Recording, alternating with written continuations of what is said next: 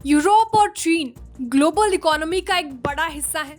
अगले कुछ महीनों तक इनकी तरफ से कोई अच्छी खबर आने की संभावना नहीं है। ये कहना है भारतीय credit rating agency max life insurance का।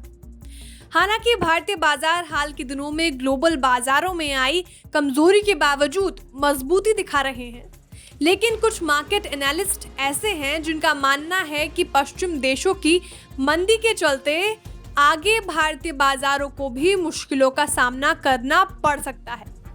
ग्लोबल मार्केट की चुनौतियों और भारतीय बाजार पर मंडरा रहे काले बादलों के बीच आपको किस सेक्टर को लेकर सतर्क रहना चाहिए और किस सेक्टर पर निवेश करना चाहिए, बताएंगे आपको इस रिपोर्ट में। दरअसल मॉनेटरी पॉलिसी यानी मौद्रिक नीति को लेकर यूरोपियन सेंट्रल बैंक और यूएस फेड का नजरिया काफी कठोर हो गया है। ऐसे में ग्लोबल मार्केट के लिए काफी बड़ी चुनौतियां नजर आ रही हैं। भारतीय बाजार के लिए ये किसी खतरे की घंटी की तरह है। मैक्स लाइफ इंश्योरेंस का कहना है कि भारतीय इकोनॉमी काफी मजबूत है। घरेलू इकोनॉमी की शॉर्ट और लॉन्ग टर्म संभावना काफी मजबूत है। भारत का ग्रोथ आउटलुक कोरोना महामारी की पहले की स्थिति से भी बेहतर नजर आ रहा है। ऐसे में निवेश और नजरिए से उन सेक्टरों पर फोकस करना चाहिए जो लोकल मार्केट और इकोनॉमी पर आधारित हैं। इस आधार पर मैक्स लाइफ इंश्योरेंस ने 4 ऐसे सेक्टर सुझाए हैं जिन पर आपको नजर बनाए रखनी चाहिए। चलिए अब आपको इन 4 सेक्टर के नाम बताते हैं। ये हैं सीमेंट, बैंक, आईटी और ऑटो। सीमेंट सेक्टर पर मैक्स लाइफ इंश्योरेंस का कहना है कि अंतर्राष्ट्रीय बाजार में क्रूड की कीमतों में काफी नरमी आई है, जिसके चलते सीमेंट सेक्टर एक बार फिर जोश में दिख रही है। बीते हफ्ते के दौरान सीमेंट सेक्टर में करीब 15% की तेजी आई है।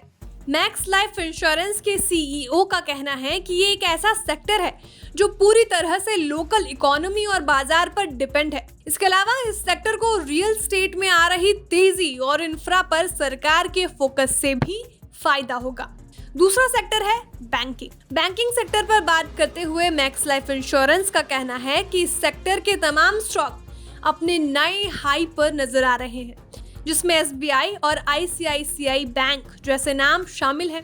हाल में आई तेजी के बाद भी इस सेक्टर में अभी काफी संभावनाएं हैं। मैक्स लाइफ इंश्योरेंस ने पीएसयू बैंकों की तुलना में प्राइवेट बैंक को ज्यादा एम्फेसिस दिया है। हालांकि पीएसयू के एसबीआई जैसे बड़े नामों पर भी वे बुलिश हैं। आईटी सेक्टर पर बात करते हुए मैक्स लाइफ इंश्योरेंस ने कहा कि ये ऐसे सेक्टरों में रहा है जहां डिमांड की तुलना में सप्लाई ज्यादा हो गई है। शायद इसकी वजह आईटी कारोबार का ग्लोबल ढांचा है। ऐसे में जब यूएस और यूरोप में कमजोरी रहती है तो इसकी सबसे ज्यादा मार आईटी सेक्टर पर पड़ती है। अब तक आईटी पर पश्चिमी देशों की सरकारों की तरफ से सबसे ज्यादा खर्च होता नजर आया है। अब इस बात की काफी संभावना है कि यूरोप और अमेरिका में आईटी सर्विसेज के लिए उतनी बेहतर कॉर्पोरेट डिमांड न देखने को मिले जितना कोरोना महामारी काल में देखने को मिली थी। ऐसे में हमें इस सेक्टर को लेकर सतर्क रहना चाहिए। अब बात करते हैं ऑटो सेक्टर की। पिछले कुछ महीनों से ऑटो सेक्टर में जोरदार तेजी देखने को मिली है। डिमांड में बढ़त और कच्चे माल की कीमतों में गिरावट का फायदा भी इस सेक्टर को मिला है। मैक्स लाइफ इंश्योरेंस का मानना है कि अभी इस सेक्टर में हमें और तेजी देखने को मिलेगी।